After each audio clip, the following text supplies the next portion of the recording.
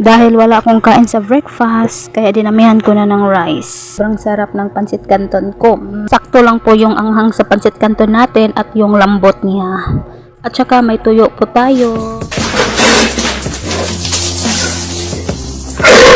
Hi mga kaubag! For this video is magluluto po tayo ng ulam for lunch. And before that, samahan niyo muna ako bumili ng mga sangkap para lutuin natin. At ang naisip kong lutuin natin ay yung paborito kong ulam na dried fish at spicy pancit canton. Ayan na po, nakabili na po ako ng tuyo. Ang problema, walang pang sukli yung tindahan sa 200 pesos ko. Kaya inutang ko na lang muna para makaluto na ako kasi gutom na po ako sobra. Wala kasi akong kain ng breakfast kasi tanghali na ako gumising. Alauna na kasi ako natulog kagabi. Gawa ng paglalaro ko ng scatter. Talo naman. Ubos puhunan ko. So sad. Oh my god! Oh my god! At minalas pa nga ako ngayon. Naubusan ako ng gas. Kaya bumili na naman ako sa tindahan. Ubos na yung last pera ko na 200. Minalas talaga. Scatter pa. So, ayan na. May gas na tayo. Ilagay na natin yung gas sa butane natin. Pasensya na po kung kinakalawang na yung butane namin. Gawa ng hindi masyadong ginamit kasi bihira lang kami magluto dito sa bahay. Dahil busy po kami sa trabaho namin araw-araw. Huwag nyo nang pansinin yung kawali namin. Sobrang sunog na dahil minsan sa kahoy po magluluto ang may-ari niyan.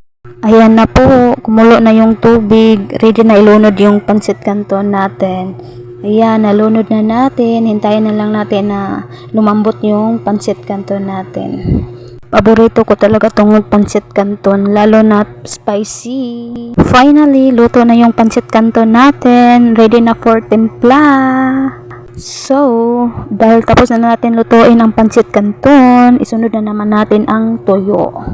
Ayan po, naglagay po tayo ng mantika, kunting mantika lang po.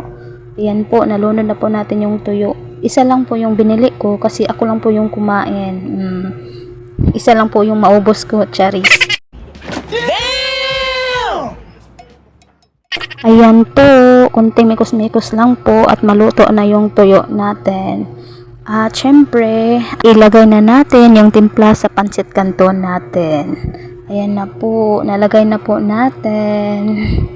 So, kunting mikos-mikos lang para makakain na tayo.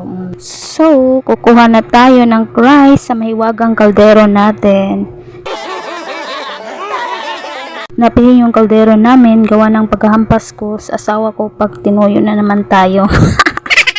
Dahil wala akong kain sa breakfast, kaya dinamihan ko na ng rice. Ayan na po, may kanin na tayo at maglagay na tayo ng pancit canton at tuyo sa plato natin.